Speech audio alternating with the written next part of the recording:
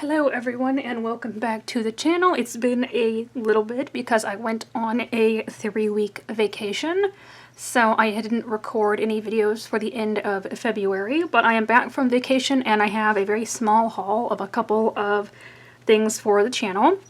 And so we'll get to that, and I'm sorry if you can hear any noise in the background. I did not think to film this video before I purchased some crickets for my frogs and lizards to eat, so you might hear the crickets chirping in the background a little bit.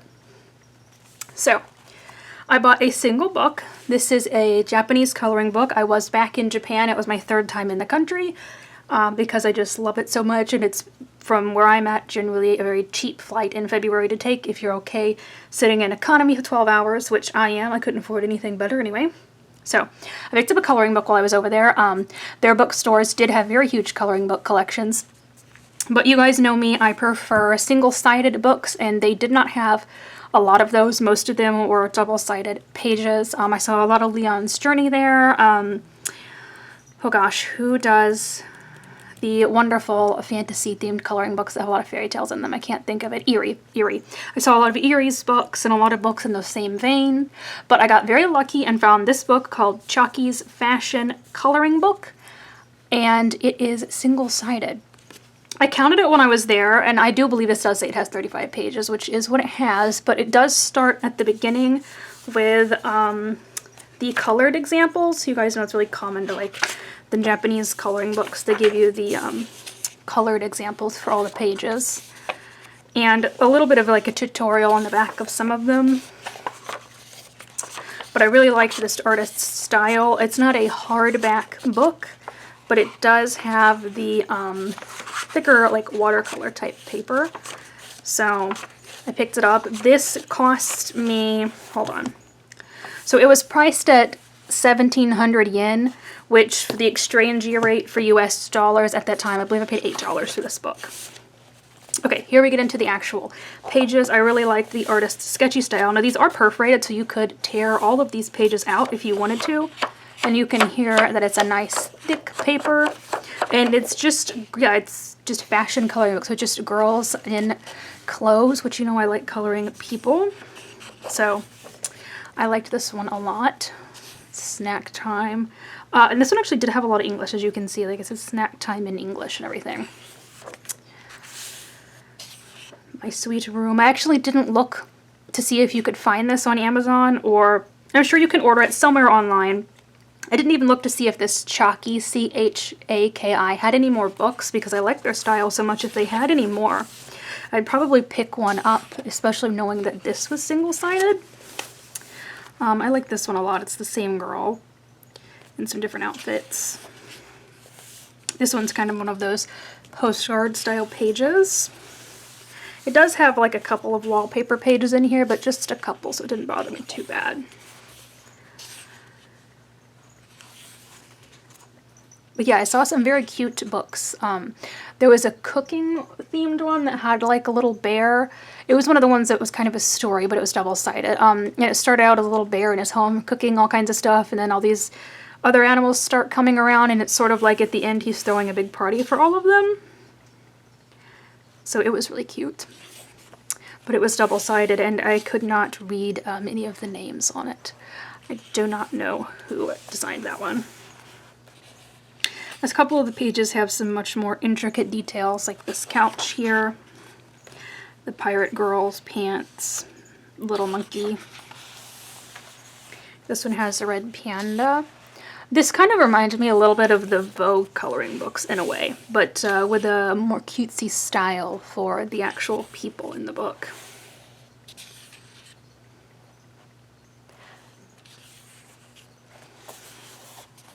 Again, this one's like a postcard style.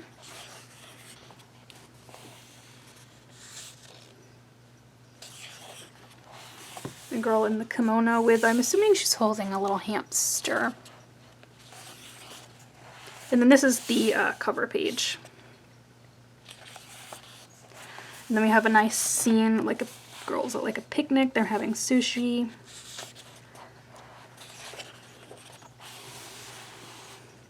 This is another good one.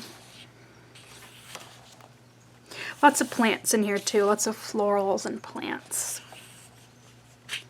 I like this one with the flamingo kimono. This would be a good page for summer. I like this one with the neon. I need to learn how to color the neon lights to make them look really nice. And then this one down here is kind of goes through the eras, 50s, 60s, 70s, 80s, 90s for what fashion Japan looked like at that time.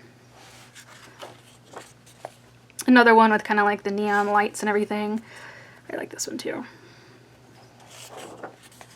Here's another one that kind of goes through some different styles. I like the little dog in this one.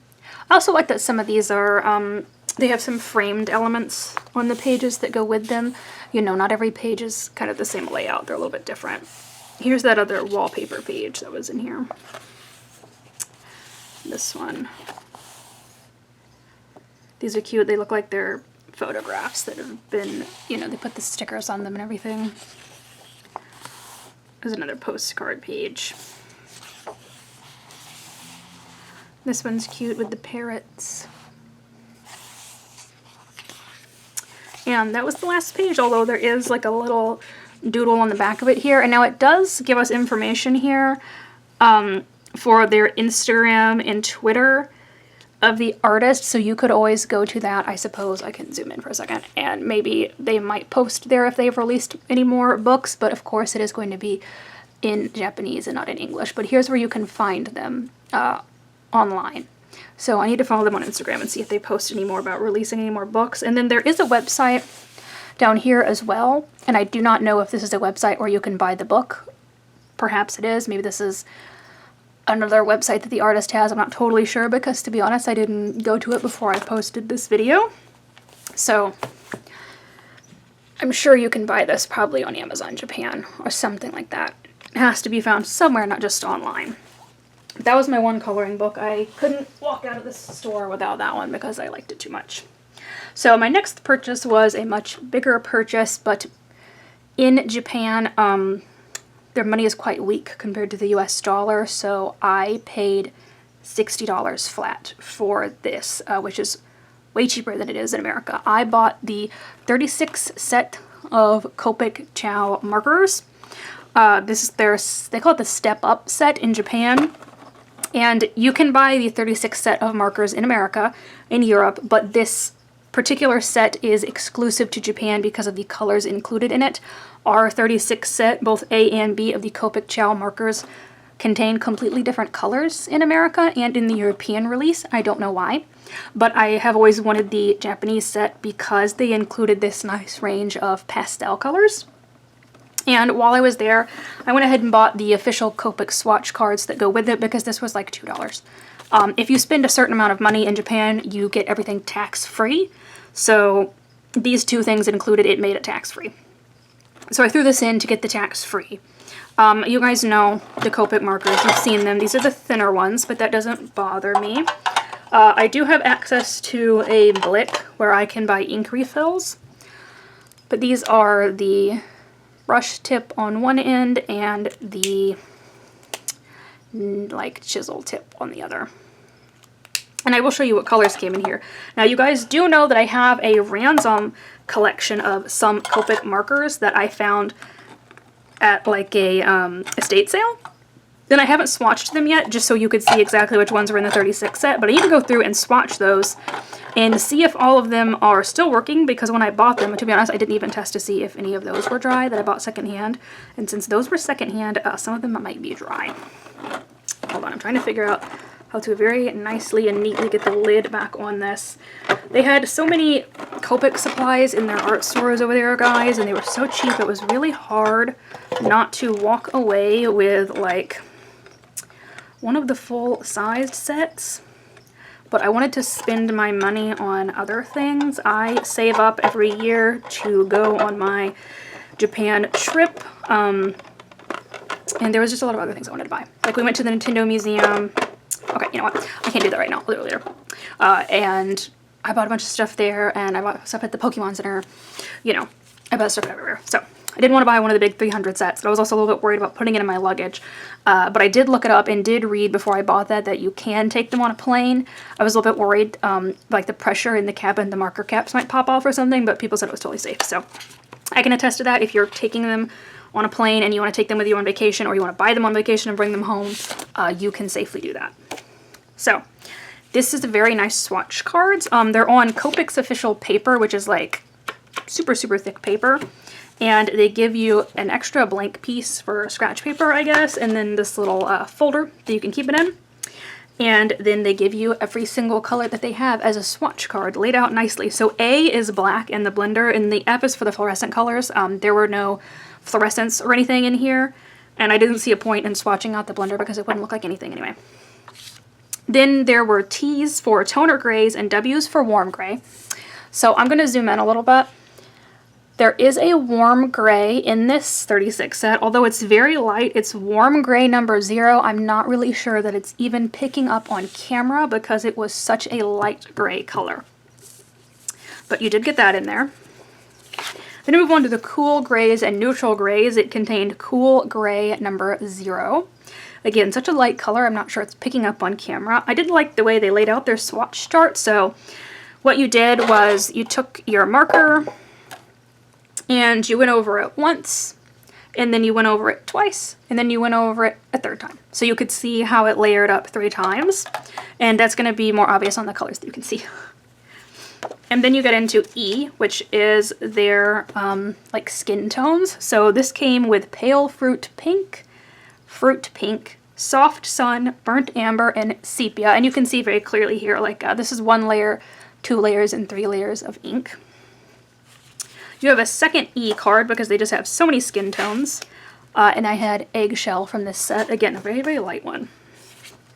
Then you go into the blues. So we have pale porcelain blue, ice blue, ultramarine, and sky. Blue green, we got pale aqua, aqua blue, blue green, aqua, and ice ocean. So they really gave you all the aquas in this set. And then for regular green, we have crystal opal and emerald green. The crystal opal is once again very pale because this set included so many pastel colors, which again is why I liked it. Don't know why they decided to make like an exclusive to Japan set that was complemented with pastels. I don't know why they wouldn't release that worldwide, but it's a Japanese company, so I don't know. I thought they wanted to do something special for Japan. So for the yellow greens, we have yellow green and the yellowish green. Super easy. They did give us some nice yellows here. We have yellow fluorite, acid yellow, buttercup yellow, maize, and then lionette gold, which looks a little bit more like a brown tone. We have yellow red, which is your oranges, of course. We have light orange and orange. We have red, so cherry white, blush, light prawn, and lipstick red. And then we have red violet, and we have pale purple here. Again, a very, very light color. I'm not really sure that it'll show up on camera. And then lastly, we have blue violet, and we have prune, pale heath, and then heath. Oops, my bad, not heath. It's pale lilac down here. Yeah, pale lilac. So those are the 36 colors that you get in this set. And that's all of them swatched out. Now, you can get these colors in all of Copics marker sizes. It's just specifically that the 36 of them together is a Japanese product for some reason. I don't know why. You can buy them all individually. There's nothing stopping you from doing that, but that's usually more expensive.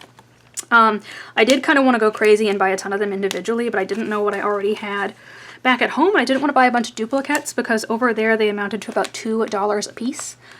Which here in America, I think, aren't they like $6 or $7 a piece? Something crazy.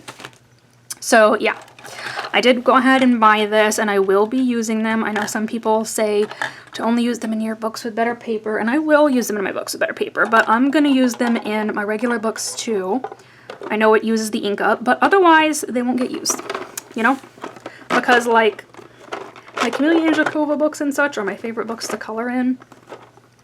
So they're going to get used in those too. And I wish I could get this lid back on properly. I struggled with this the other night. I do not know how they lined these markers up so perfectly that this lid goes on. It's a little bit weird. Gosh, I cannot get that line up. Okay, maybe I take this thing out and just put the lid on like that because that works a lot better. Okay, yeah, that's way easier. So that was my tiny little like vacation haul, but It's a very nice haul. I believe that if you guys would use Amazon Japan, you should be able to order the specific set of Copic markers if you're interested in it with this specific color combination. The book, I did no research while I was over there about where to buy. You should be able to find it online somewhere. I'm definitely going to start following the artist though to find out if they have more books somewhere or if they plan to release more, because I really just liked their sketchy art style so much. But yes, thank you guys so much for watching my little haul video, and I will do a combined completed pages for February and March at the end of March.